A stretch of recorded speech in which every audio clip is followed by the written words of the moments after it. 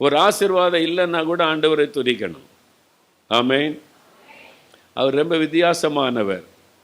நான் சில ஆண்டுகளுக்கு முன்னால், ஒரு 25 ஆண்டுகளுக்கு முன்னால் பாளையங்கோட்டையில் பேரின்ப பெருவிழா, கடைசி நாள் கூட்டம், பெருங்கூட்டம் வரும் பேரின்ப பெருவிழாவுக்கு. நான் காத்திருந்து ஜெபிக்கிறேன். ஆண்டவர் சொன்னார், நீ என்னை மகிமைப்படுத்துவியா? சரியாண்டு, ரொம்ப மகிமைப்படுத்தானா ஊழியக்கார மகிமைப்படுத்துவேன். நான் சொல்றதுக்கு நீ மகிமைப்படுத்துவியா?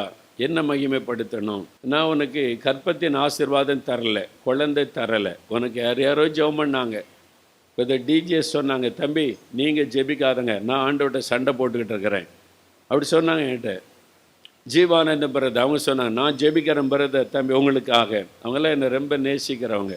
எவ்வளோ பேர் ஜெபிச்சோம், ஆண்டவர் அமைதியாக இருந்துட்டார். அப்போ ஆண்டவர் அன்னைக்கு சொல்கிறாரு, நான் உனக்கு குழந்தை தராததுக்காக என்னை மகிமைப்படுத்துவியா? இது என்ன வினோதமாக இருக்குது? ஒரு ஆசீர்வாதம் தந்தால் தானே மகிமைப்படுத்த முடியும்.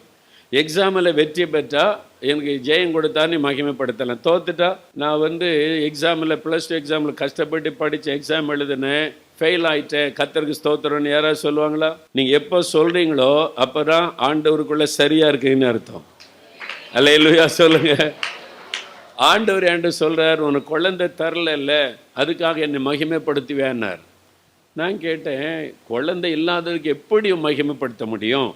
ஒரு ஆசீர்வாதம் தந்தால் மகிமைப்படுத்த முடியும். கர்த்தர் தந்தார், ஜெபம் பண்ணோம், பெற்றுக்கொண்டோம். நீ தராத ஒரு காரியத்தை எப்படி மகிமைப்படுத்த முடியும் அப்படின்னு கேட்டேன். அப்போ ஆண்டவர் சொன்னார், சரி குழந்தை இல்லைன்னு என்னைக்கா நீ வருத்தப்பட்டிருக்கியா, நீ துக்கப்பட்டிருக்கியா, நீ அழுதுருக்கியா? அப்படி ஒன்று நான் வச்சுருக்கேனா? இல்லையே, நீங்கள் என்னை அப்படி விடவே இல்லையே, என்னை சந்தோஷமாக வச்சுருக்கீங்களே. அப்படி இல்லைன்னா எனக்கு வருத்தமே இல்லை ஆண்டவரே என்ன. அதுதான் நான் கொடுக்குற ஆசீர்வாதம். எத்தனை பேர் இல்லைன்னு அழுதுகிட்டு இருக்கிறான், வீட்டுக்குள்ளே இருக்கிறான், வெளியே போக வெட்கப்படுறோம், யாருக்கு போக முடியலன்னு துக்கப்பட்டு அழுதுகிட்டே இருக்காங்க. ஆனால் இல்லாத போதில் நான் உன்னை இவ்வளோ சந்தோஷமாக வச்சுருக்கேன்ல, நான் மாத்திரம்தான் அந்த சந்தோஷத்தை தர முடியும், இதை சாட்சியாக சொல்லு அப்படின்னார். ஆண்டவர் சொன்ன மாதிரி நான் சொன்னேன். இல்லைன்றதுக்காக ஒரு நாள் நான் துக்கப்பட்டதில்லை, அழுததில்லை, வெட்கப்பட்டு போனதில்லை. நான் என்ன செய்கிறதுன்னு ஆண்டவரை கேள்வி கேட்டதில்லை. ஆண்டவர் என்னை ரொம்ப சந்தோஷமாக வச்சிருக்கிறார். இந்த சந்தோஷம் இயேசு மாத்திரம்தான் தர முடியும். இல்லைன்னா கூட சந்தோஷமா இருக்க முடியும். அல்லேலூயா. தோல்வி அடைஞ்சாலும் சந்தோஷமா இருக்க முடியும்.